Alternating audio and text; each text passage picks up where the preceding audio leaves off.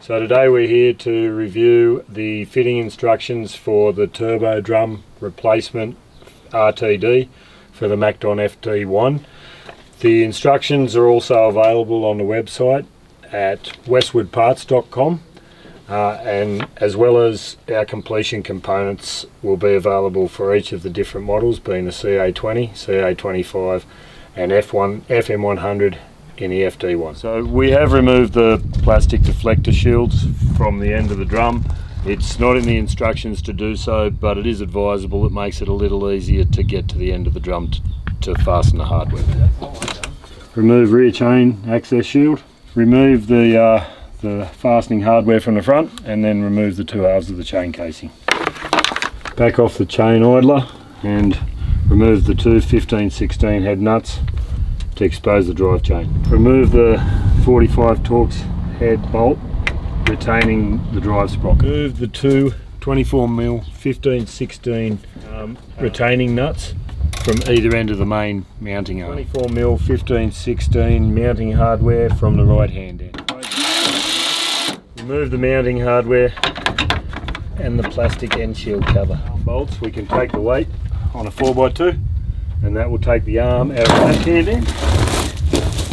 We come to the right hand end and we can then lever the arm out of its housing to free the drum.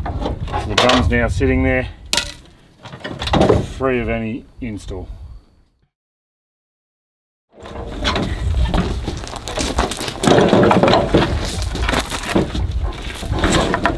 you go. I'll grab it and get past the arm.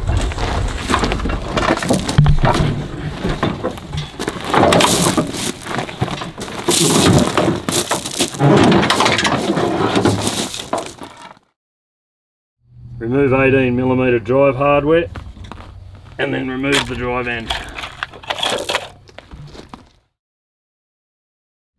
So right end assembly on FD1.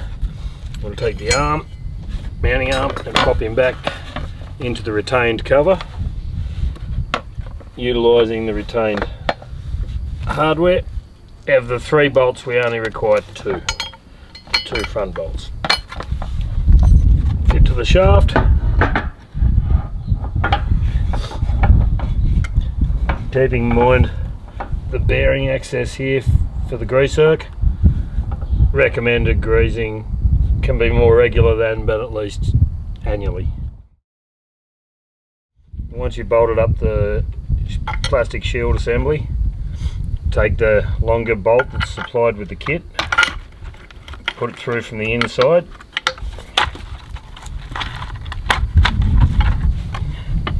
and slide it onto the shaft.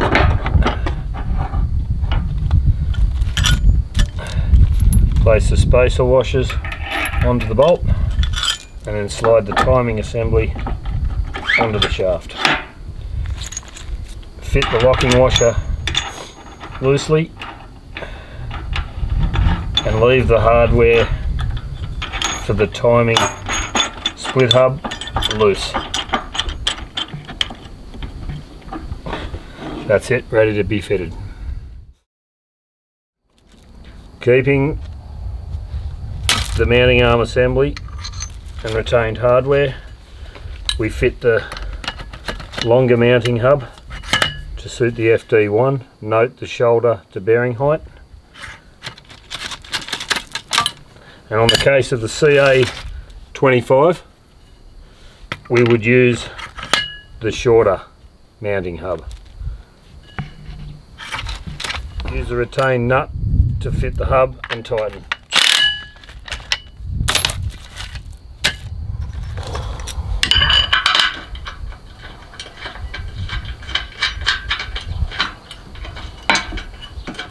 Discard the original sprocket mounting bolts, retain the washers, and utilise the longer supplied mounting bolts to bolt the sprocket hub assembly to the end. Move the right hand inspection plate so as we can rotate the crankshaft once we fit the TurboDrum to get the timing set.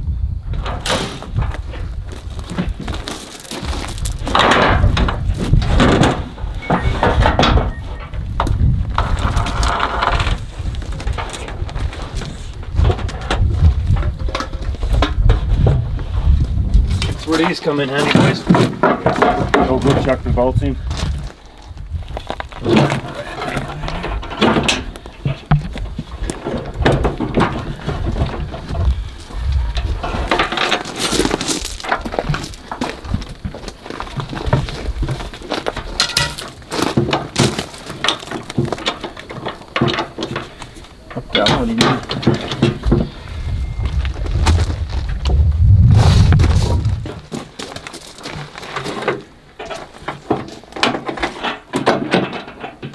So fit the right hand end first to allow for the longer bolt.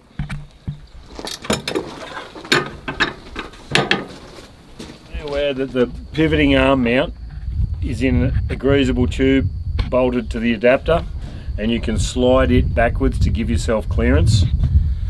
The longer bolts from OEM go to the left hand end, and the shorter bolt goes to the right hand end.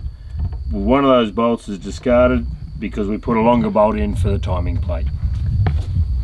I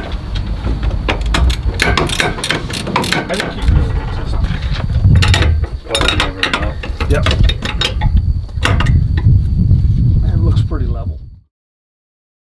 So it's important to note that to time the TurboDrum correctly, we want to place our timing plate halfway in its travel and just nip our nut up. Not too tight, but so we can just still move it lightly.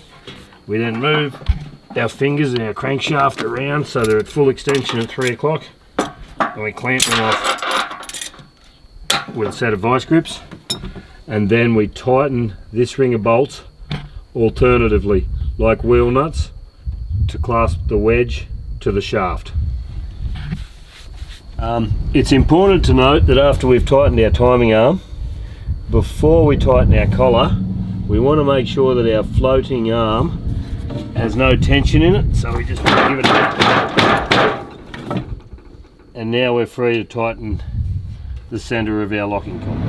Once all the timing assembly has been fastened, reinstall the guards that we removed at the beginning, and then we're ready for a test run.